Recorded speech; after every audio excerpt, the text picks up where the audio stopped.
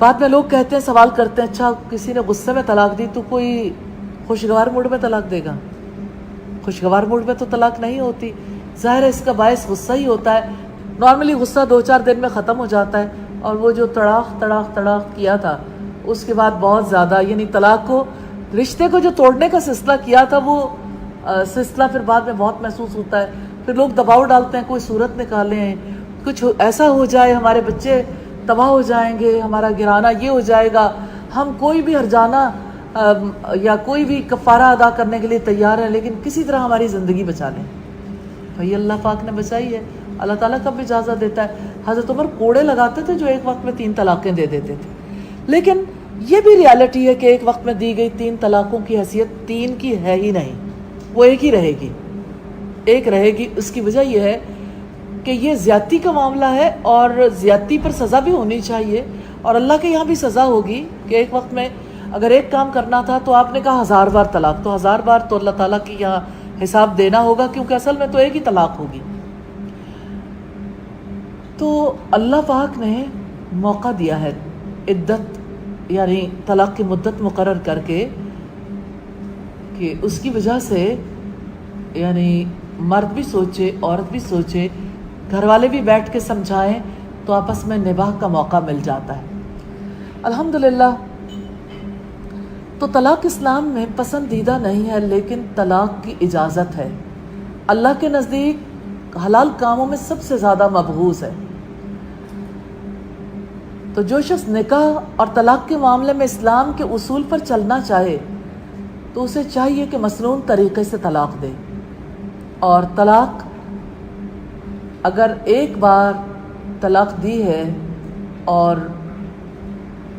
پہلے طور کے بعد حیض کا پیریڈ بھی گزر گیا، تو ایسی صورت میں اس کے پاس گنجائش ہے، وہ رجوع کر سکتا ہے، اور اگر رجوع کر لیا، کئی سال تک ایسی صورتحال رہی، پھر طلاق دے دی، پھر بھی ایسی صورتحال ہے کہ پھر بھی اس کے پاس گنجائش ہے عدت تک کی، لیکن اگر اب کی بار رجوع کر لیتا، اب چانس نہیں ہے، کیونکہ جو ہی وہ طلاق دے گا اسی وقت واقع ہو جائے گی۔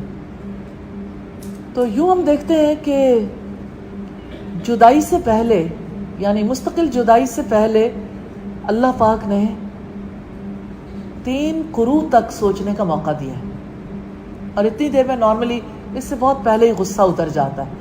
تو اگر کسی وقتی جذبے کے تحت طلاق دی ہے تو وہ تو ختم ہو جائے گی، لیکن اگر مستقل فیصلہ کیا ہے تو اس میں لازمی طور پر پھر تیسرے طور میں طلاق ہو جائے گی۔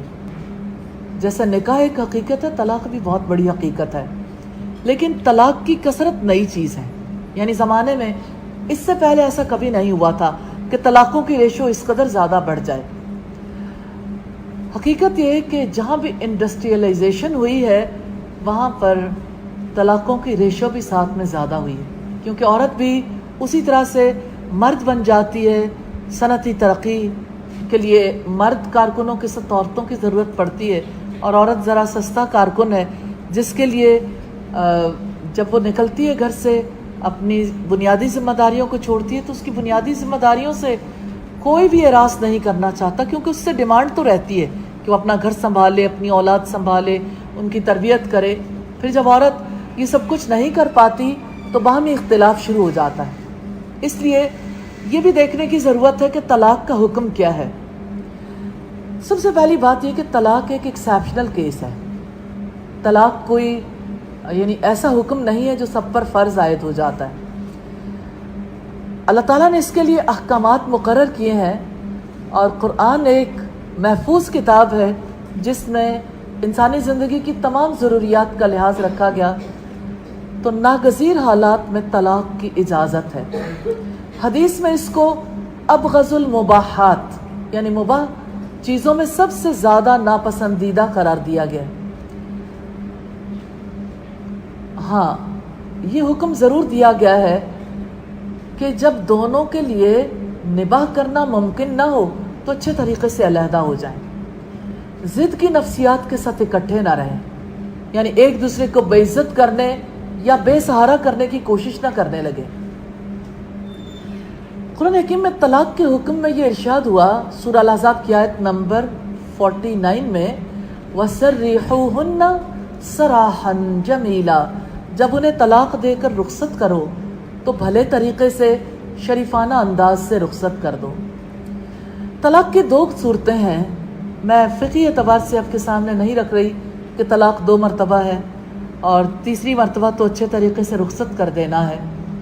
मैं इसको जनरली तलाक को समझने के लिए कि तलाक की ज़रूरत कब पेश आती है, एक तो वक्ती जज्बे के तहत तलाक की ज़रूरत पेश आती है और दूसरी मुस्तकिल फ़ैसले के तहत। उमूमी तौर पर वक्ती जज्बात इसका बायस बनते हैं। गुस्सा आ गया, चाहे वो वक्ती हो या मुस्तकिल गुस्सा हो, तो दोनों मामलात की नौयत अलग अलग है।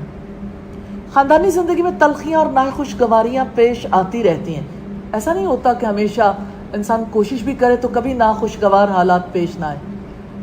नाखुशगवार हालात इज्तिमाई ज़िंदगी का हिस्सा है, माशरती ज़िंदगी का हिस्सा है। नाखुशगवार हालात में बंदा मोमिन को बताया गया इख्तिलाफ के वक्त उसने क्या करना है। अगर कोई सख्त अल्फाज बोल लेता है तो औरत अगर सब्र कर जाए या इराज़ कर ले, यानी उसको अपने दिल पे सवार ना करे, तो वो बला टल जाती है, यानी वो सूरत हाल ख़त्म हो जाती है। लेकिन जो लोग झूठे पिंदार में मुब्तला होते हैं, अनापरस्त होते हैं, ना वो सब्र कर सकते हैं, ना इराज़ करके उस मामले को ख़त्म कर सकते हैं, तो फिर ऐसे में जब औरत सब्र नहीं करती तो मर्द भी अपने गुस्से के इजहार के वक्त तलाक तलाक कह के रिश्ते को एक ही बार तोड़ डालता है। ये गज़ो गज़ब की इंतहाई सूरत है जिसमें मर्द जो है एक ही बार तलाक दे देता है। तो इस्लाम का मुकर्रर करदा तरीका जो है वो तलाक जैसी बुराई को रोकने के लिए इंतहाई कामयाब और फितरी तदबीर है। इस्लाम का तरीका ये अत्तलाक़ु मर्रतान, तलाक 2 बार है। फ़इम्साकुम बिमारूफ़िन औ तसरीहुम बिइहसान, फिर या तो मारूफ तरीके के मुताबिक औरत को रोक लेना है या अच्छे तरीके से उसको रुखसत कर देना है। एक शख्स रसूलुल्लाह के पास आया, उसने कहा अल्लाह के रसूल, अल्लाह ने तलाक की आयत में 2 बार का जिक्र किया है, तीसरी बार कहाँ है? आपने फरमाया एहसान के साथ रुखसत करना, क्योंकि फिर तो गुंजाइश ही नहीं रह जाती, यही तीसरा है। इससे मालूम होता है जब किसी शख्स के दिल में अपनी बीवी को तलाक देने का ख्याल आए तो उसको ऐसा नहीं करना चाहिए कि एक ही बार 3 दफ़ा तलाक दे के उसे रुखसत कर दे। सही तरीका ये कि उसको एक तोहर में तलाक दे और फिर उसे यानी इंतज़ार करे जब औरत हैज़ से हो, फिर अगले तोहर में उसे दूसरी तलाक दे, फिर हैज़ से पाक हो जाए, अब की बार अगर वो तलाक देगा तो उसे रुखसत ही करना है, या तो वो तीसरे तोहर में रुजू कर लेगा। 3 महीने का अरसा है, इतना भी क्या गुस्सा जो इतने लंबे अरसे जारी रहे।